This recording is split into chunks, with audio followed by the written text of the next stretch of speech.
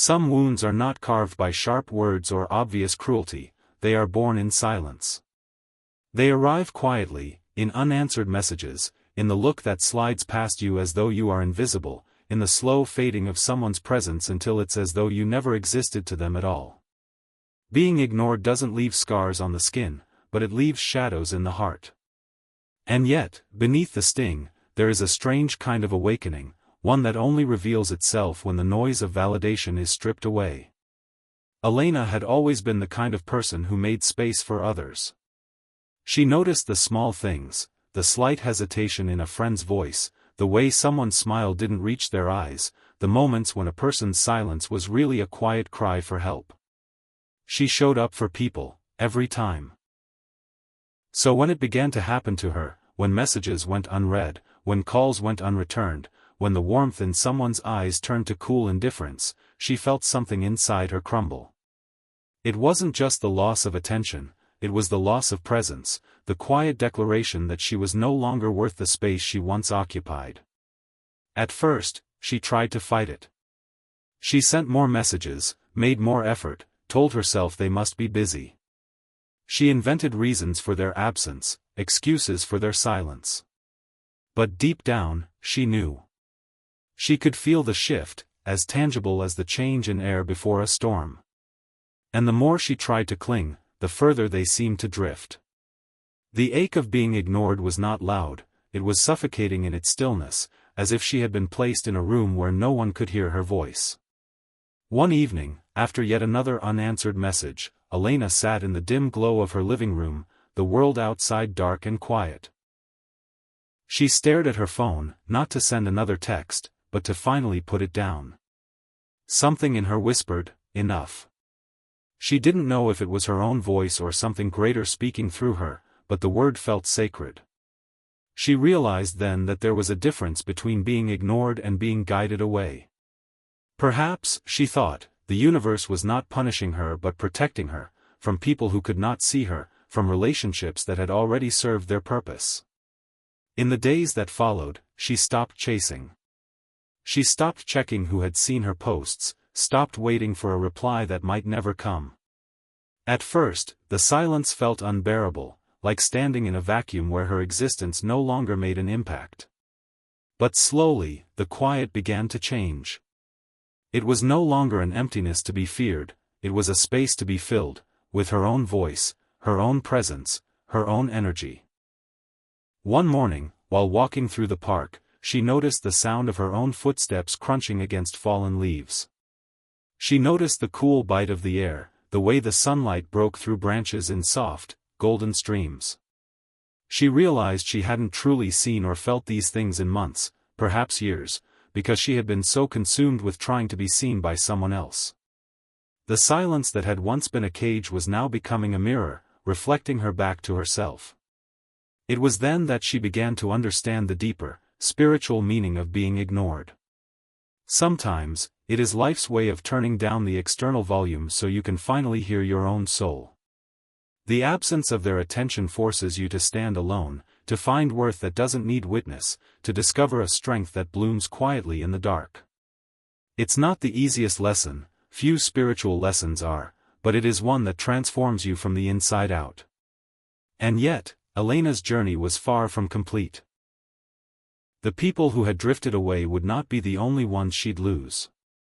The more she aligned with her truth, the more she would find that not everyone could walk beside her. What she didn't yet know was that the silence she had once feared would become the foundation for a kind of peace she never thought possible. The weeks that followed were both liberating and strange for Elena. She no longer woke up with that anxious urge to check her phone, yet there were moments when the quiet felt heavy, like an echo in a vast, empty hall. But instead of running from it, she began to lean in. She started spending her mornings in stillness, sipping tea by the window as the city slowly came alive outside. For the first time, she wasn't rushing to meet someone else's needs or to fit herself into someone else's plans. She was learning to meet herself. In that quiet, Elena began to remember parts of herself she had forgotten. She recalled her love for painting, something she had abandoned years ago because it took too much time. She found herself reading books she'd bought but never opened, the words sparking ideas and emotions she hadn't felt in ages. She started walking for hours with no destination in mind, just letting her thoughts wander as her feet carried her forward. Every day, the space left by those who ignored her was being filled with something richer, something her soul had been asking for all along. It was during one of these long walks that she met Mrs. Navarro, an elderly woman sitting on a park bench feeding pigeons. They began to talk, and their conversation drifted from small pleasantries to deeper things: grief, joy, the way people change. At one point, Mrs. Navarro looked at her and said, "Sometimes, my dear, the people who ignore you are the ones who were never meant to hear your song. You think their silence is rejection, but it's really redirection. Life moves them aside so your melody can find the ears that will truly listen." The words lodged deep in Elena's heart, like a key turning in a lock she didn't know existed. From that day on, Elena began to see her past through a different lens. Every unanswered message, every cold glance, every friendship that faded without warning, they weren't failures. They were markers along a path that was guiding her toward alignment. She realized that being ignored had stripped away the illusion of needing to be chosen to have value. She didn't have to earn her place in anyone's life. She didn't have to perform for love.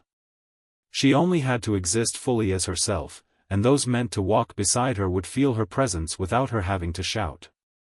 As months passed, Elena noticed something curious. New people began to enter her life, but this time it was different. They were gentle souls, attentive listeners, people who spoke less and understood more. These connections didn't demand she shrink or dim her light to fit in. They didn't pull away when she spoke her truth. It was as if the frequency she had cultivated in her solitude had sent out a quiet call, and only those in harmony with it could hear. There were still moments of grief, memories that rose uninvited when she saw old photos or passed by familiar places. But instead of bitterness, there was gratitude. Gratitude for the moments shared, for the lessons learned, and even for the silences that had once hurt her so deeply.